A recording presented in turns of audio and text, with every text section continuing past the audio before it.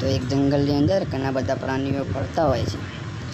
બધા જ પ્રાણીઓ સાથે હળી મળીને રહેતા હોય છે।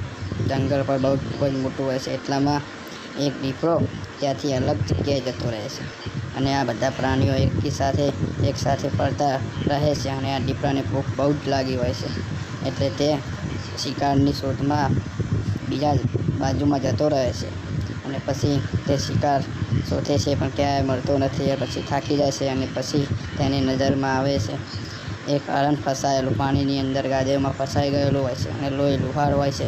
તો આ જોઈ દીપડાના મનમાં થાય છે કે આ હવે શિકાર મળી ગયો અને પછી તે તેને ખાવાનું વિચારતો હોય છે અને તેને જોઈને ખૂબ જ તેના મોંમાં પાણી પણ આવી જાય છે અને ખુશ થઈ જાય છે અને પછી તે હિરણને ખાવા માટે તેની તરફ જાય છે।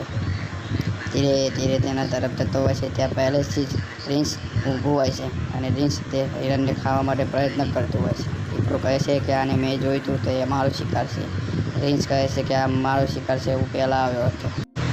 એવી રીતના બંને જણ પછી એકબીજા સાથે ભાગવા માંડે છે અને બંને ખૂબ જ લડાઈ કરે છે અને બંને એકબીજા સાથે ખૂબ જબરજસ્તથી ભાગતા હોય છે।